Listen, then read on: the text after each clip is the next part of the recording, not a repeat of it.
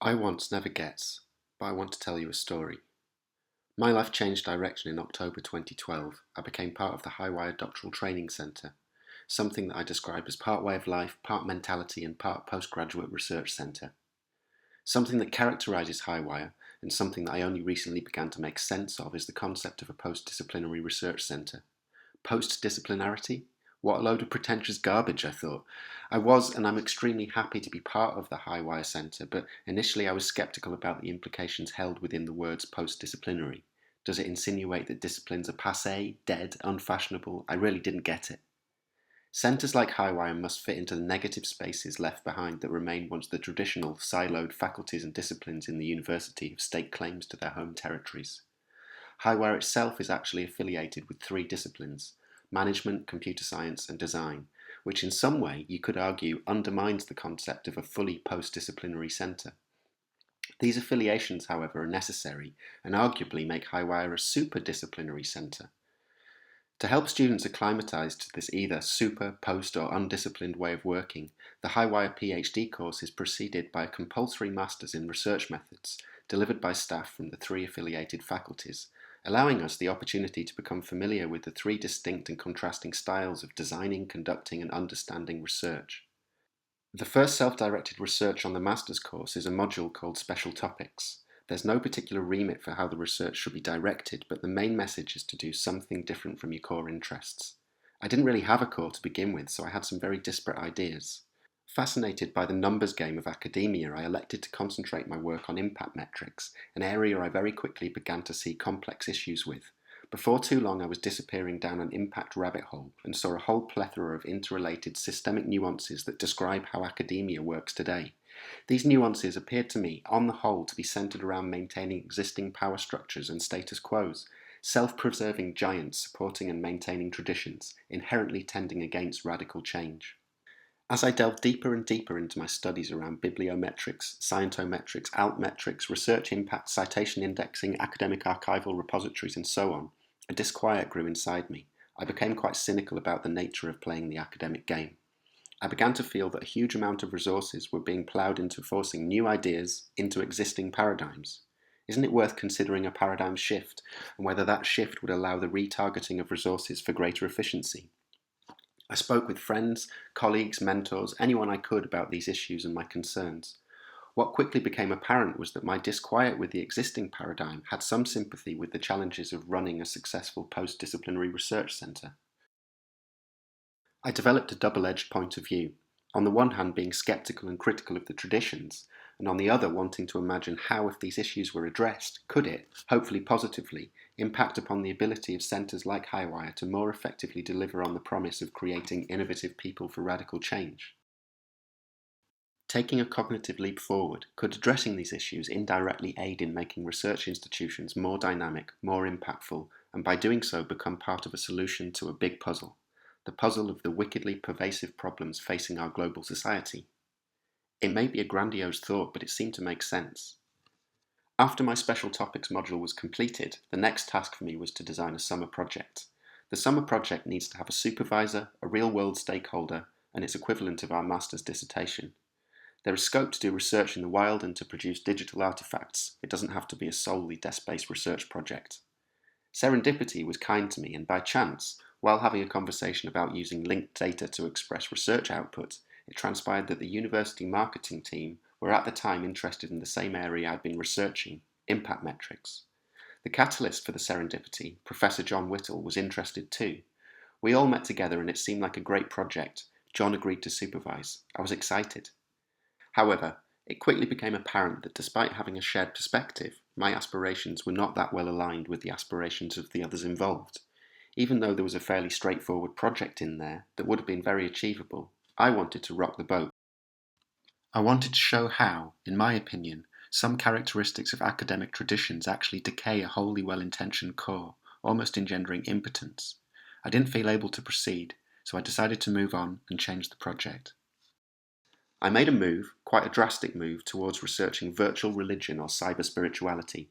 I wasn't quite sure what virtual religion actually is, but I knew I felt enlivened by the move into an area full of scope to be radical, creative, and to make new ground. Risky? Probably yes, but more likely to have a deep, tangible impact upon the world.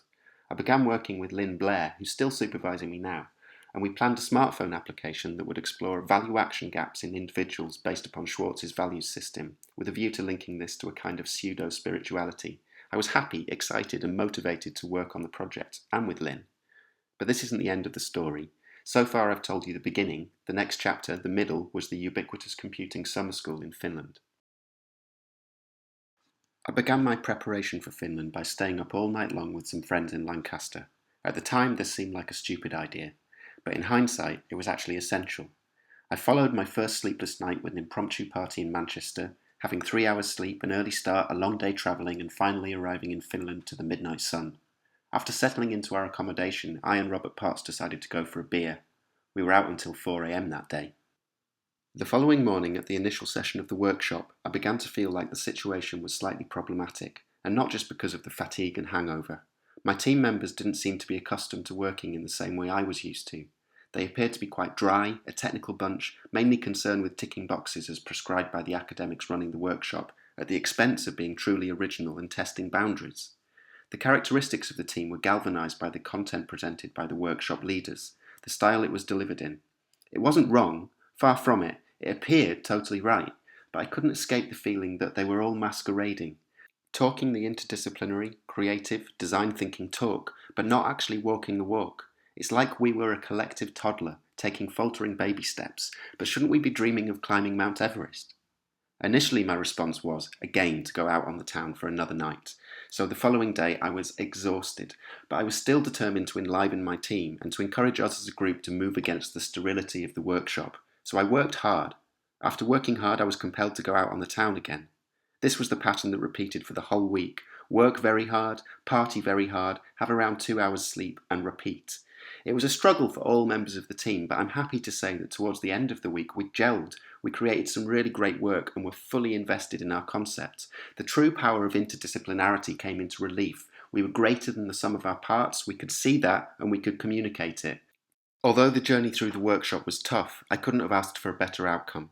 Resulting from the team's hard work and capitalising on the value generated between us, I and the team have had a paper accepted at a conference. It was a great outcome. Conversely, I had some rather negatively charged epiphany moments on the final day of the workshop, regarding the content and why it was delivered the way it was, which had from the outset seemed rather odd to me.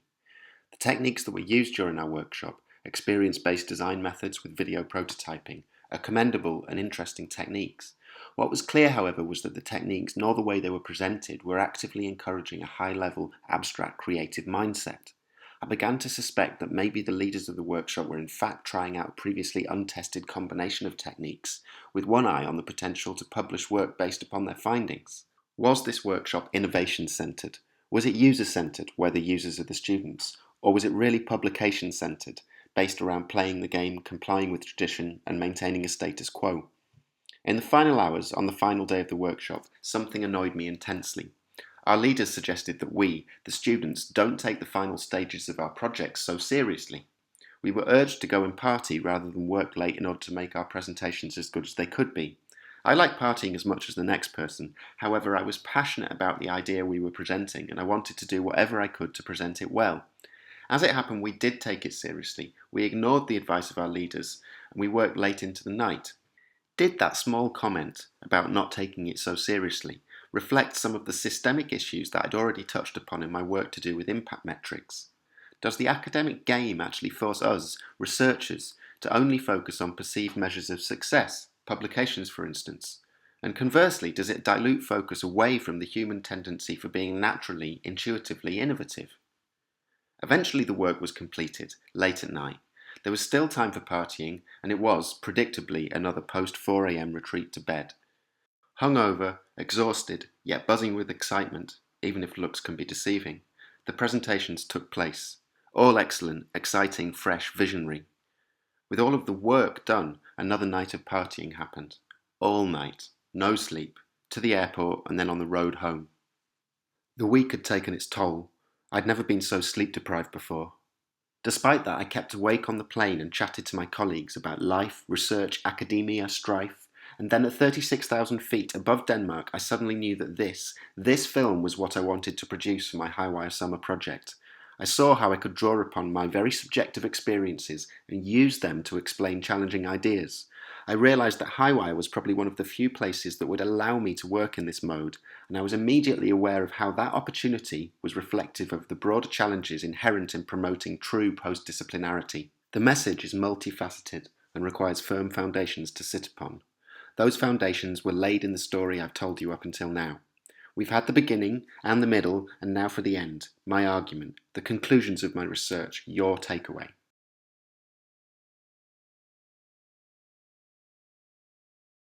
The stated aim of the HighWire School is to create innovative people for radical change, and to do so using a contrasting approach to that traditionally adopted for discipline-bound PhD researchers.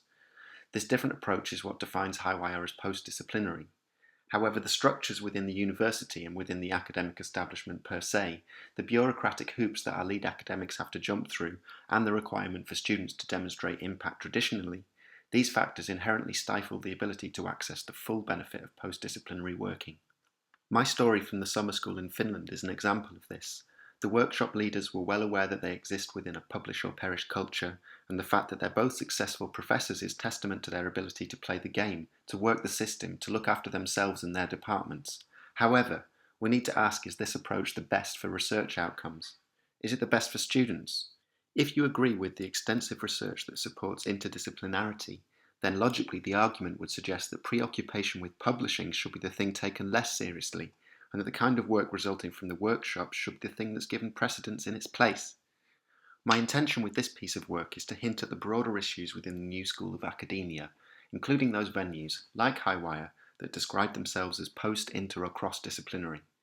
These broad issues form my meta-narrative, the foundations for the more terse infra-narrative. The infra-narrative's message is less general and describes my perception of the establishment's inability to acknowledge the utility of storytelling, subjective experience, emotionality, intuition, in terms of the design and communication of research. This is particularly relevant in post-disciplinary centres like HighWire. I attempted to illuminate one element of this in my work for special topics, but in a more traditional way, on paper. I wrote a brief literature review and analysis, concluding with the suggestion that communities of practice theory could provide a way for measuring the most impactful outcome for most research, stimulating connections between researchers. These are the connections that, as research into interdisciplinary working shows, tend towards more valuable collaborations. My experience in Finland embodied this phenomenon almost perfectly, and in the grips of utter exhaustion on a plane over Denmark, it suddenly became clear to me.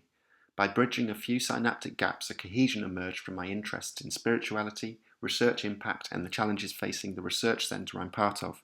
This work is the unifying factor for those interests. I'll recapitulate. Human beings tend to rationalise information into narratives and metaphors, structures that are inherently subjective and therefore not particularly attractive to researchers looking for valid research instruments. Stories have been the primary way of disseminating information for thousands of years. Shouldn't narratives, therefore, stories and metaphor, have a more prominent place in the process of doing research and the communication of research outcomes? Couldn't a more subjective, experience-based element help to distinguish average work from seminal work, to aid in arriving at more meaningful research? Can a decrease in objectivity foster an increase in tangibility? Furthermore, what about the communication medium? Although there are exceptions, journal publications are still the goal for most researchers, and the journals only tend to take a single medium, text. If we suppose for a moment that yes, maybe narrativizing research could be useful, then can't we also argue that a range of different media should be available in order to do that? Maybe different media are preferable for different topics, and maybe different researchers have strengths in different media. Hopefully this film, with its textual accompaniment, is an example of how that is the case. I believe that some types of research are deeply restricted in terms of design and communication by entrenched traditions with respect to validity of methods, publishing paradigms, and career progression pathways. It's a self-reinforcing triangle.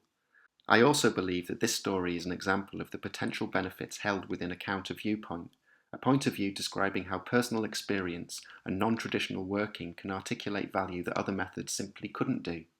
The research method by which I arrived at this conclusion will not be found in a research methods textbook, but does that mean it's an invalid one for this purpose? Here I'm describing one centre, HighWire, but the same argument can be extrapolated out to include, I would argue, any school that purports to do what HighWire does, be innovative, working towards radical change. I'm lucky that I'm part of a centre that will at least allow me to explore this area, for better or for worse. However, I'm scared and I'm concerned that the establishment will struggle to appreciate the mode that I'm working in, as there are little or no precedents for the value of it. In this way, I'm demotivated to continue this work and more motivated to not challenge traditions for the sake of my own career security.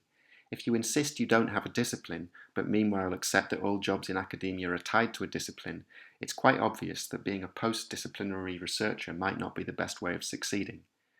These points talk to the meta-narrative, but focusing back on my infra-narrative, a more specific point emerges. The method I use to arrive at this conclusion isn't the solution, but it's an experiment. It's an experiment in conducting research through experiencing things firsthand and then communicating the findings through an expressive medium so that others can experience it secondhand. Narrative structure is a tested method, maybe not empirically but certainly practically. It's tried, tested, and you can almost argue it's the original method for all research. The only way of contextualizing my point is to use a metaphor. This method is a star in a galaxy that sits in a universe filled with different approaches to discovery, exploration, innovation, and dissemination. In the galaxy of post-disciplinarity, a galaxy that may well provide the foundations for the radical innovations our society is desperate to see, this star is just beginning to shine. To do research well, you need two things: a good insight and a good way of communicating that insight. To communicate well, you need your audience to listen. Academic traditions are quite restricted and don't play to this need for rich communication. Academia tends towards complex language and cold, quite inhuman accounts of research. What I'm arguing is that maybe we can improve upon the current paradigm by acknowledging the value of human experience, not just accepting it, but deliberately designing in an emotive core to humanize research methods and communication. Maybe by doing that we can create even more innovative people for even more radical change. We'll take one step closer toward being freed from the shackles of disciplines and truly become post-disciplinary. The finest examples in culture, novels, plays, operas, paintings, sculpture, songs and stories, they're all born from their creators' emotions and derive value from affecting their audience. My research, detailed in this film and its written accompaniment, concludes that if the same were true in centres like HighWire, then outcomes will improve and the value of post-disciplinarity will grow and blossom. I hope that I've affected you such that you'll consider these suppositions. And in conclusion, I hope that as a national and global society, we can deliver HighWire's promise to create innovative people for radical change.